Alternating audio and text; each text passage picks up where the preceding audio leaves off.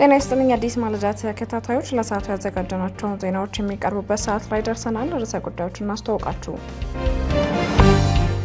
አሜሪካ ቀጠናውን ስጋት ላይ የሚጥሉት ላይ ሁሉ እርምጃ መውሰድን እንቀጥላለሁ፣ ከኢትዮጵያ ሕዝብም ጎን ቆማለሁ አለች። ጠቅላይ ሚኒስትር አብይ አህመድ በማይሰሩ እጆች ነገር ግን በሚናገሩ አፎች ሰላም ሊመጣ አይችልም ሲሉ ተናገሩ።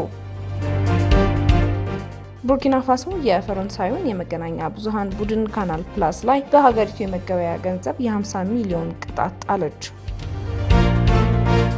ያስተዋወቅናችሁን ጨምረው ሌሎች ዘገባዎችንም ይዘናል። አብረን እንቆይ።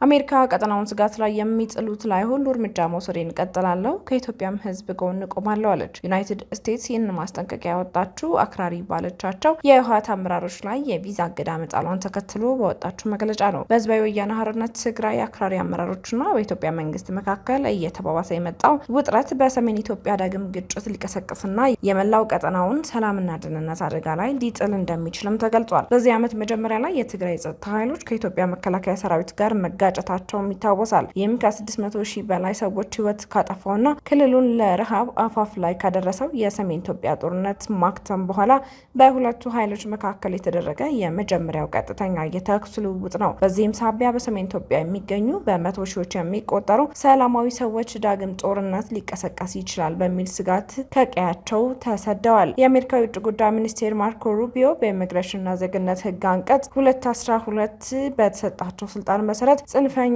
ባሏቸው የህወሓት አመራሮችና በቅርብ የቤተሰብ አባሎቻቸው ላይ የቪዛ ገደብ ለመጣል እርምጃዎችን መውሰድ መጀመራቸውን በትናንትናው ዕለት አስታውቀዋል። የቪዛ ገደብ ፖሊሲ በቀጥታ ኢላማ የሚያደርገው በትግራይ ክልል ያለውን ቀውስ ለመፍታት የሚደረገውን ጥረት በማደናቀፍ ረገድ ተጠያቂ የሆኑትን ወይም በድርጊቱ ላይ ተባባሪ የሆኑ ግለሰቦችን ነው። አሜሪካ በሰላምና በክብር መኖር ከሚፈልጉት የትግራይ ህዝብን ጨምሮ ከመላ ኢትዮጵያ ህዝብ ጎን መቆሟንም እንደምትቀጥል አስታውቃለች። በቀጠናው ያለው ሰላምና መረጋጋት አደጋ ላይ የሚጥሉ የህወሓት ባለስልጣናትን እና ሌሎች ግለሰቦችን ተጠያቂ ለማድረግና ማንነታቸውን ለማጋለጥ ያሉንን ማንኛውንም አይነት አማራጮች በሙሉ መጠቀም እንቀጥላለን። ይህን ተከትሎ ለኢዜአ አስተያየታቸውን የሰጡት ጌታቸው ረዳ እገዳው ከዚህ የጥፋት ሲሉ ከጠሩት ቡድን ጋር በጥቅምም ሆነ በስትራቴጂ ይተባበራሉ ተብለው ለሚጠረጠሩ የኤርትራው ፕሬዝዳንት ኢሳያስ አፈወርቂ መንግስት ላሉ የውጭ አካላትም የተላለፈ ግልጽ ማስጠንቀቂያ ነው ብለዋል። የእርምጃው ትልቅነት በቪዛ መከልከሉ ላይ አይደለም ያሉት የቀድሞ የህወሓት ምክትል ሊቀመንበር ይልቁንም ዋሽንግተን በኢትዮጵያ ውስጥ ለተፈጠረው አዲስ ውጥረት ተጠያቂነቱን ሙሉ በሙሉ በደብረጽዮን ገብረ ሚካኤል በሚመራው ቡድን ላይ ማድረጉ ነው ሲሉ ተናግረዋል። ጌታቸው ይህንን እርምጃ ሲያብራሩም የቪዛ እገዳው በተለይ ከደብረጽዮን ጋር በቅርብ የሚሰሩና በትግራይ ክልል ለሚታየው ቀውስ መባባስ ምክንያት የሆኑ የህወሓት አክራሪ አባላትን ለይቶ ያነጣጠረ መሆኑንም ገልጸዋል። ይህ በእንዲህ እንዳለ ጠቅላይ ሚኒስትር አብይ አህመድ በማይሰሩ እጆች ነገር ግን በሚናገሩ አፎች ሰላም ሊመጣ አይችልም ሲሉም ተናግረዋል። ጠቅላይ ሚኒስትሩ ይህን የተናገሩት በትናንትናው ዕለት የክረምት የበጎ ፈቃድ ዘመቻ ባስጀመሩበት ወቅት ሲሆን በደቡብ ምዕራብ ሸዋ ዞን ጎሮ ወረዳ የገጠር ኮሪደር ልማት መርሃ ግብራችን አካል በሆነው ዲዛይን መሰረት 20 ቤቶች በአካባቢው እንደሚገነቡም አስታውቀዋል። በዚህ ወቅት ተቀርጾ በተላለፈ የቪዲዮ መልእክታቸው የማይሰራ እጅ የሚናገር አፍ ለሰላምና ልማት ፋይዳ እንደሌለው በተቃራኒው ሲሆን ግን ውጤታማ እንደሚያደርግ አመልክተዋል። የማይሰራ እጅ በሚናገር አፍ ፍሬ ያፈራል። የሚሰራ እጅ በሚናገር አፍ በሚያስብ ጭንቅላት የተደገፈ እንደሆነ ግን ብልጽግና ያረጋግጣል። አብዛኛው አሁን ያለንበት ችግር የማይሰሩ እጆች በሚናገሩ ብቻ አፎች ተይዘው ልማት ይመጣ፣ ሰላም ይመጣ፣ ብልጽግና የሚረጋገጥ ይመስላችኋል? ያ መሆን አይችልም። የሚሰራ እጅ፣ የሚናገር አፍ፣ የሚያስብ አእምሮ ሲሰናሰሉ ነው ልማት ለውጥ ይመጣውና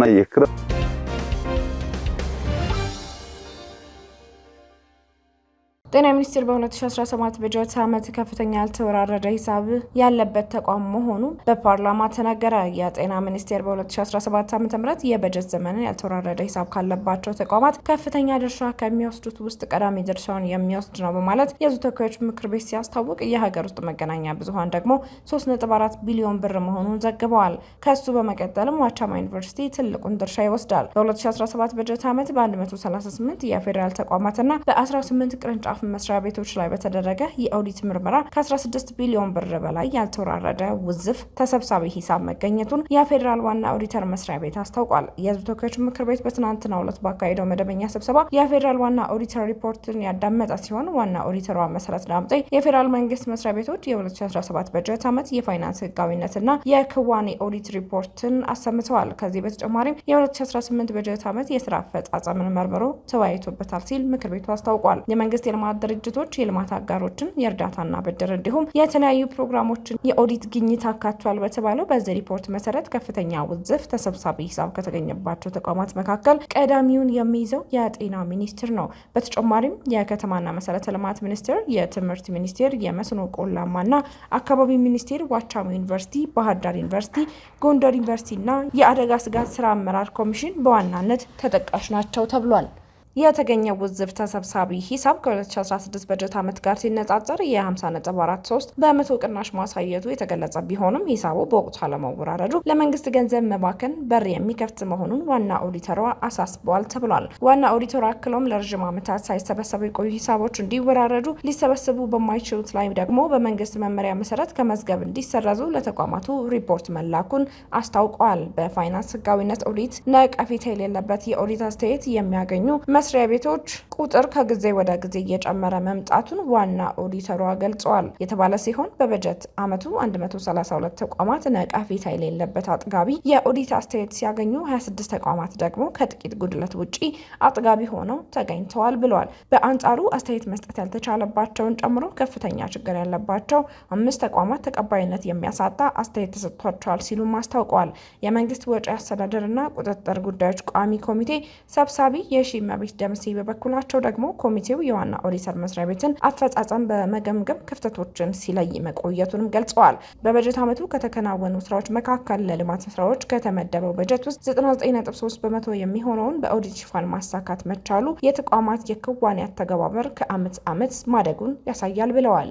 የምክር ቤቱ አባላት ደግሞ ተቋሙ የኦዲት ባለሙያዎችን አቅም በማጠናከር የኦዲት ሽፋኑን ይበልጥ ማሳደግ እንዳለበትና ከአስፈጻሚ አካላት ጋር ያለውን ቅንጅታዊ አሰራርም ማሳደግ እንደሚገባው ጠቁመዋል ሲል ምክር ቤቱ ገልጿል።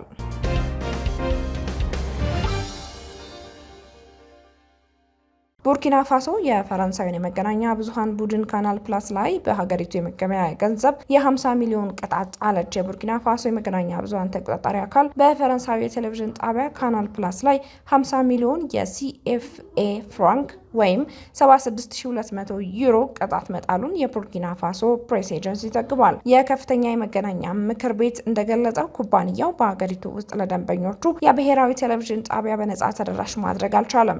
እንደ አውሮፓውያኖቹ አቆጣጠር 2024 ስምምነት መሰረትም ኩባንያው አንድ ግለሰብ ያለው ውል አሊያም ሰብስክሪፕሽን ቢያቆምም የሀገሪቱን ብሔራዊ ቴሌቪዥን ጣቢያ ፕሮግራሞችን ማሰራጨቱን እንዲቀጥል ይጠይቃል። የቡርኪና ፋሶ የመገናኛ ብዙሃን ተቆጣጣሪ አካል ፈረንሳዩ ቡድን ከበርካታ ማስጠንቀቂያዎች በኋላ የውል ግዴታዎቹን አላሟላም ሲል ተናግሯል። የከፍተኛ መገናኛ ምክር ቤቱ እንዳስታወቀው ካናል ፕላስ የብሔራዊ ቴሌቪዥን ጣቢያ ፕሮግራሞችን ሙሉ በሙሉ ለማሰራጨት አዲስ የ30 ቀን ጊዜ የተሰጠው ሲሆን ይህን ማክበር ካልቻለ የበለጠ ከባድ ቅጣት እንደሚጣልበትም ገልጿል። ቡርኪና ፋሶ እንደ አውሮፓውያኖቹ አቆጣጠር በ2022 ወታደራዊ መንግስት ስልጣን ከተረከበ በኋላ የፈረንሳይ የዜና ድርጅቶችን RFI እና ፍራንስ 24ን ጨምሮ ሁሉንም የምዕራባውያን የመገናኛ ብዙሃን ዘርፍ እንዲታገዱ አድርጋለች።